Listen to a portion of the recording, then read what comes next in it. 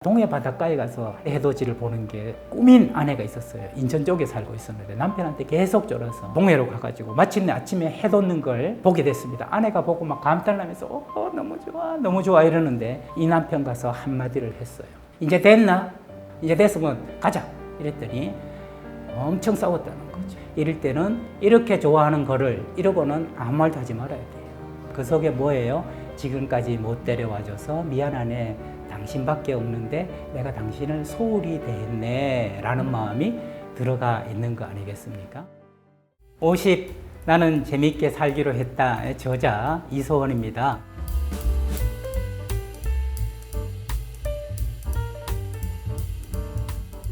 오늘 우리 함께 생각해 보고 싶은 것은 발음에 따라서 전혀 그 느낌이 달라지는 아내라는 존재에 대한 이야기입니다.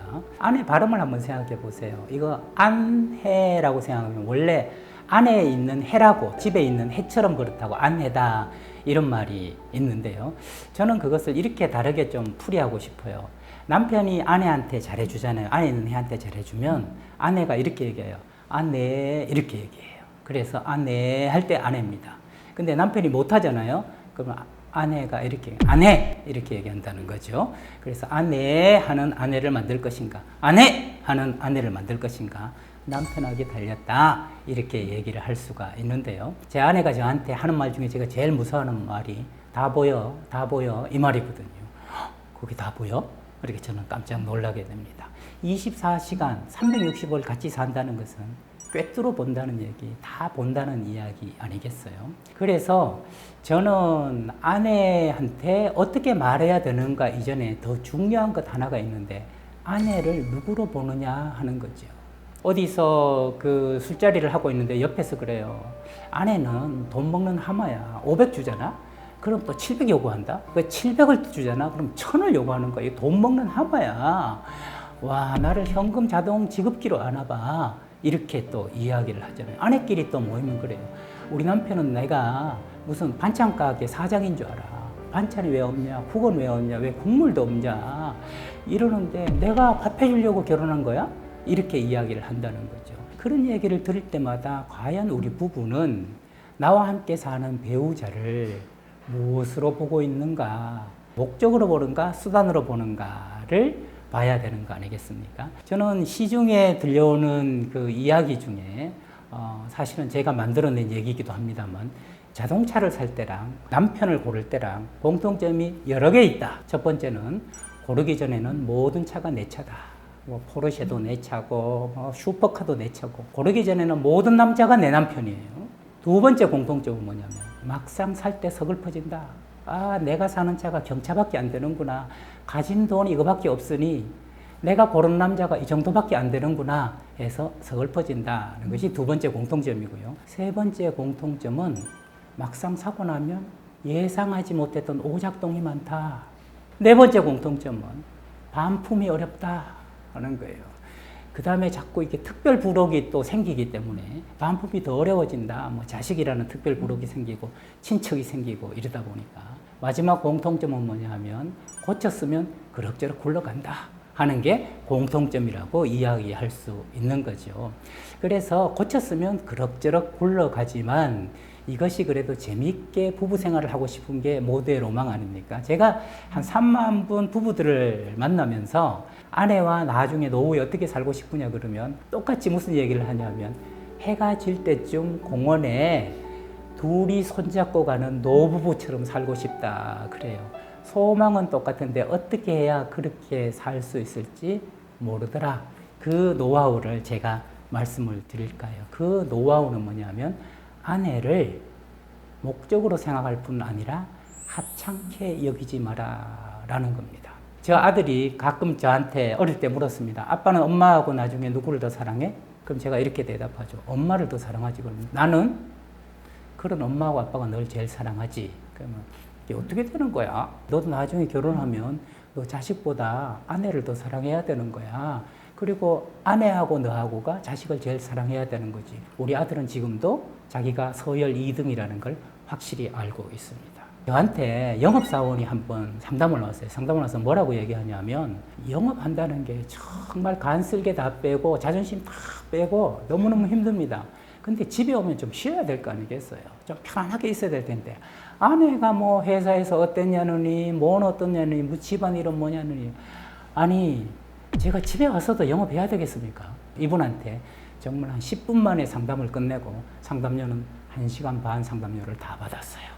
그래서 10분 만에 상담을 어떻게 끝냈냐 하면 저 따라 한번 해보세요 그랬더니 어떻게 해요? 그래서 밖에서도 영업하는데 이렇게 따라 해보세요. 밖에서도 영업하는데 느낌이 어때요? 그랬더니 좀 색다른데요. 그래요. 모르는 사람한테도 영업하잖아요. 근데 아내 아닙니까? 이거는 영업을 해도 제대로 해야 되는 거 아니에요? 그랬더니 와 전혀 다른 얘기인데요. 오늘 상담 끝 돌아가셔도 됩니다. 그랬더니 상담료는 할인해 줍니까? 아니 그대로죠. 뭐 1시간 반에도 이 얘기 계속 반복할 건데 결혼한 10년쯤 됐을 때 제가 아내한테 물어봤죠. 여보 당신 나하고 결혼하니까 좋아요? 그랬더니 너무 좋죠. 그래서 뭐가 제일 좋아? 이랬더니 당신하고 10년 살면서 하도 괜찮은 여자라는 얘기를 많이 듣다 보니까 내가 정말 괜찮은 여자구나 하는 생각을 한 게 당신하고 살면서 제일 좋았어요. 이렇게 이야기를 하더라고요. 근데 소중한 여자라고 한 것에 부작용도 가끔 있더라고요. 아이가 점점 커가면서 제가 이제 아내를 좀 높여주기 위해서 이렇게 얘기했죠. 승준아, 너 나중에 결혼할 때 엄마처럼 예쁘고 지혜롭고 그 다음에 좀 모든 일을 합리적으로 하는 그런 여자랑 결혼을 해. 그랬더니 아내가 이렇게 얘기하는 거 있죠. 쉽지 않을걸? 야, 이게 부작용이구나. 너무나 아내가 괜찮다고 얘기해 주다 보니까 아내는 그 자존감이 하늘을 찔러가지고 그런 여자, 나 같은 여자 만나는 거 쉽지 않을걸? 이렇게 이야기를 하더라고요. 이렇게 아내가 소중하다고 생각하다 보니까 상황마다 저한테서 나가는 이야기가 있더라는 거예요. 공항에, 제주공항에 가면 뭐라고 이야기를 해요? 여보, 제주도 오니까 이상한데? 뭐가? 왜 당신보다 예쁜 여자가 없지? 이런 얘기가 쇼하듯이 거짓말하듯이 나오는 게 아니라 이 사람 참 소중하기 때문에 나한테는 정말 예쁜 여자이기 때문에 가끔 위기에 처할 때도 있어요. TV를 보면 아내가 한씨인데 한씨 연예인들이 나오잖아요. 그럼 제가 이제 넋을 놓고 보라볼 거 아니에요. 이쁘다. 고 바라보면 아내가 넌지시 묻습니다. 나보다 이뻐? 예쁘긴 한데 당신 같은 지성미는 없다. 그러면 그래요. 이것은 기술이 아니다.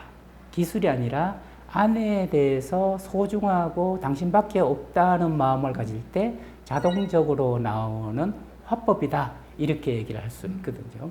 제가 아는 교수님 한 분이 유럽에 출장을 갔다 와가지고 고급 화장품을 10개를 사왔는데 아내가 물었죠. 화장품이 10개 있던데 그게 뭐야? 이랬더니 교무처 직원들하고 총무처 직원들 주려고 사왔어. 내 거는? 이랬더니 그 사람들 9명이니까 한 개는 당신 거야. 여러분 뭔가 쎄한 느낌 들지 않으세요?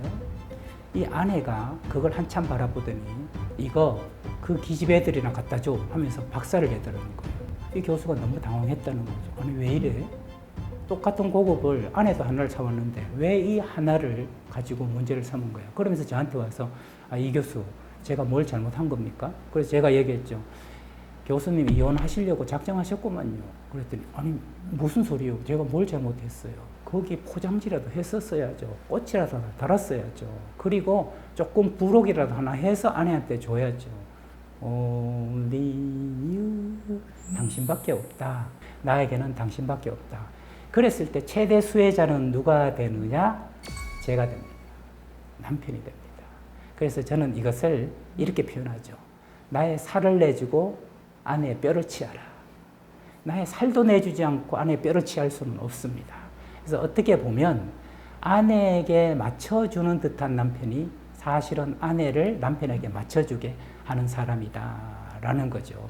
제가 참 상담하다가 기가 막힌 사례를 한번 만났는데요. 아내가 동해 바닷가에 가서 해돋이, 정동진, 또 의상대 해돋이를 보는 게 꿈인 아내가 있었어요. 인천 쪽에 살고 있었는데 남편한테 계속 쫄아서 마침내 10여 년이 다 됐을 때 그 트럭을 몰던 남편이 타라. 그래서 그 동해로 가가지고 마침내 아침에 해 돋는 걸 보게 됐습니다. 아내가 보고 막 감탄을 하면서 너무 좋아 너무 좋아 이러는데 이 남편 가서 한마디를 했어요. 한마디를 하고는 대판 싸우고 회도 못 먹고 그냥 돌아왔다는 거예요. 자, 우리 남편이 뭐라고 얘기했을 거예요? 이 남편 가서 이렇게 얘기했어요. 이제 됐나? 하고 많은 말 중에 이제 됐나가 뭐예요? 그러면서 남편이 거기다가 폭탄 하나 더 터뜨렸죠. 거기 해나 여기 해나 뭐가 다르다고 여기까지 와서 꼭 보려고 이제 됐으면 가자 이랬더니 엄청 싸웠다는 거죠. 이랬을 때 서울 버전과 경상도 버전이 있다. 좋은 말이. 서울 버전은 뭐냐면 아우 당신 너무너무 좋아하니까 자주 와야 되겠다. 이거 자기가 자기 무덤 파는 거예요. 왜 자주 오겠다는 소리를 해가지고 나중에 고생을 자초하냐는 거예요. 이럴 때는 제 고향 경상도 버전이 도움이 됩니다. 이렇게 좋아하는 거를 이러고는 아무 말도 하지 말아야 돼요. 그러면 이것은 다시 오겠다는 약속을 한 것도 아니고 안 오겠다고 말을 한 것도 아니고 단지 이렇게 좋아하는 걸 그 속에 뭐예요? 지금까지 못 데려와줘서 미안하네. 당신밖에 없는데 내가 당신을 소홀히 대했네 라는 마음이 들어가 있는 거 아니겠습니까?